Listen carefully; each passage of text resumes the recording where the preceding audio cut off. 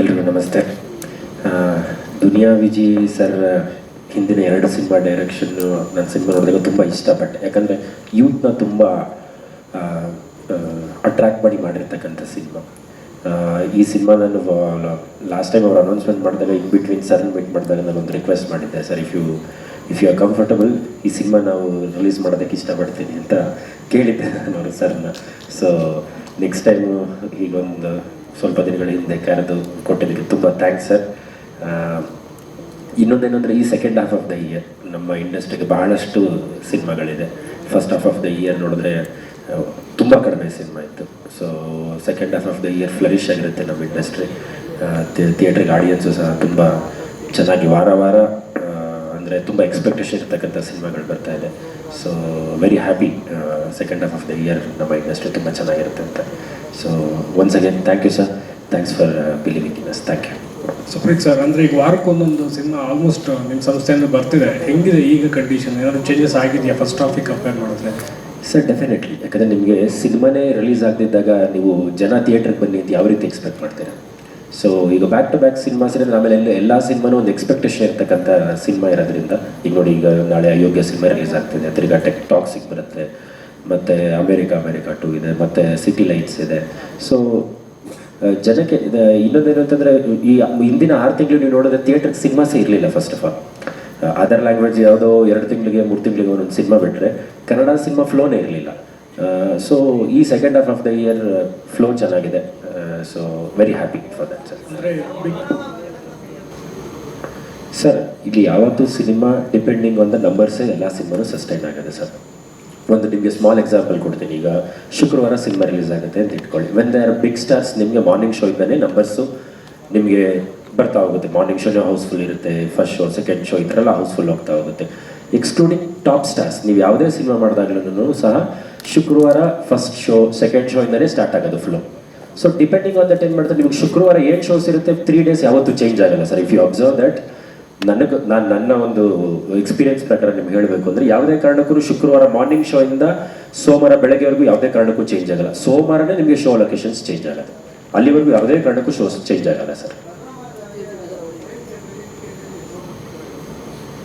ಅವಾಗ ಯಾವುದು ಸಿನಿಮಾನೇ ಇರಲಿಲ್ಲ ಸರ್ ತಗೊಳಕ್ಕೆ. ನಿಮ್ಗೆ ಯಾವ್ದಾದ್ರು ಒಂದು ಸಿನಿಮಾ ಆಪೋಸಿಷನ್ ದೊಡ್ಡ ಸಿನಿಮಾ ಬಂದಾಗ ನಿಮ್ಗೆ ಎಫೆಕ್ಟ್ ಆಗುತ್ತೆ ಅನ್ನೋದ್ರೆ ಇಟ್ ಈಸ್ ಅಕ್ಸೆಪ್ಟಬಲ್.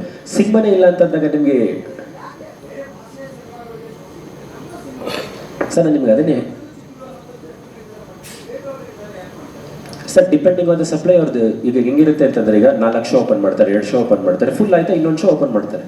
ಈಗ ಡಿಮ್ಯಾಂಡ್ ಆ್ಯಂಡ್ ಸಪ್ಲೈ ಸರ್. ಈಗ ಯೂಶಲಿ ಏನು ಮಾಡ್ತಾರೆ, ಒಂದು ಕನ್ನಡ ಸಿನಿಮಾಗೆ ಓಕೆ ಒಂದು ಮೀಡಿಯಂ ಸೈಜ್ ಸ್ಕೇಲ್ ಇರೋ ಸಿನಿಮಾಗೆ ಏನು ಮಾಡ್ತಾರೆ 3 ಶೋ 4 ಶೋ ಈ ಥರ ಸ್ಟಾರ್ಟ್ ಮಾಡ್ತಾರೆ. ಪ್ರತಿಯೊಂದು ಸಿನಿಮಾಗೂ ಸಹ ಸ್ಟಾರ್ ಸಿನಿಮಾಸ್ಗೆ ಏನು ಮಾಡ್ತಾರೆ 8 ರಿಂದ 10 ಶೋ ಇಂದ ಸ್ಟಾರ್ಟ್ ಮಾಡ್ತಾರೆ.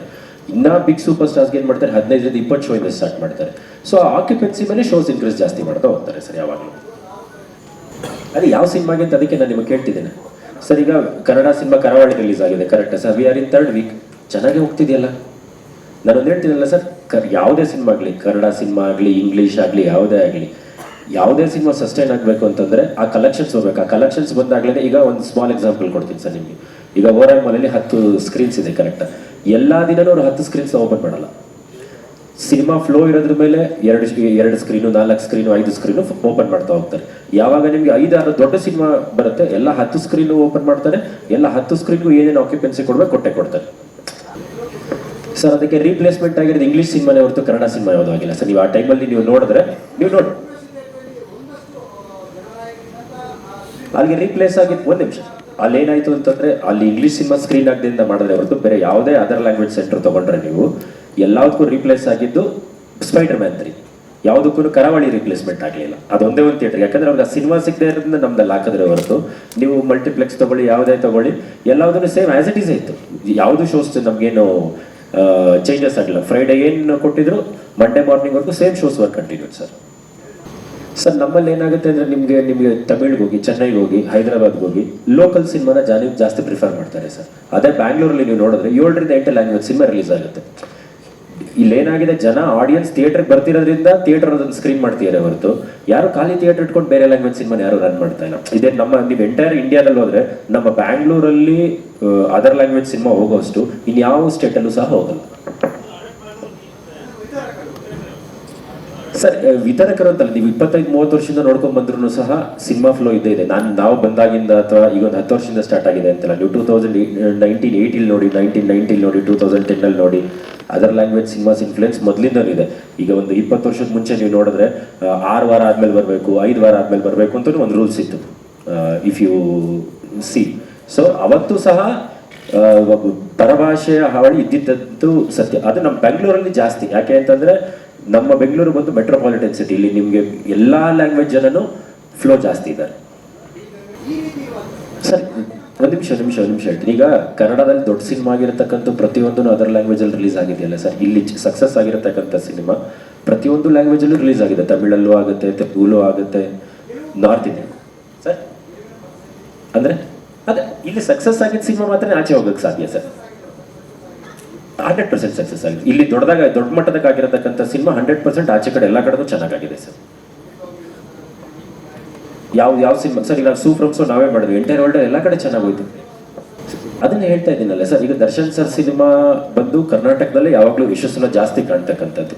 ನಾನೇನು ಹೇಳ್ತಾ ಇದ್ದೀನಿ, ಆ ಮೀಡಿಯಂ ಸ್ಕೇಲ್ ಸಿನಿಮಾ, ಈಗ ನೀವು ಕಾಂತಾರ ತಗೊಳ್ಳಿ, KGF ತಗೊಳ್ಳಿ, ಸೂಫ್ರಮ್ಸೋ ತಗೊಳ್ಳಿ, ಇವತ್ತು ಕರಾವಳಿನೂ ಸಹ ಲಾಸ್ಟ್ ವೀಕ್ ಏನು ಸ್ಕ್ರೀನ್ ಮಾಡಿದ್ವಿ ಅದಕ್ಕಿಂತ ಜಾಸ್ತಿ ಸ್ಕ್ರೀನ್ ಮಾಡ್ತಿದ್ವಿ ಅದರ್ ಸ್ಟೇಟ್ಸ್ ಅಲ್ಲಿ. ಇವತ್ತು ಲಾಸ್ಟ್ ವೀಕ್ ನೀವು ಬಾಂಬೆ ಎಲ್ಲ ತಗೊಂಡ್ರೆ 4-5 ಶೋ ಇತ್ತು, ಈಗ ಮತ್ತೆ 5 ಸೆಂಟರ್ ಎಕ್ಸ್ಟ್ರಾ ಓಪನ್ ಮಾಡ್ತೀರಲ್ಲ ಕಡೆ.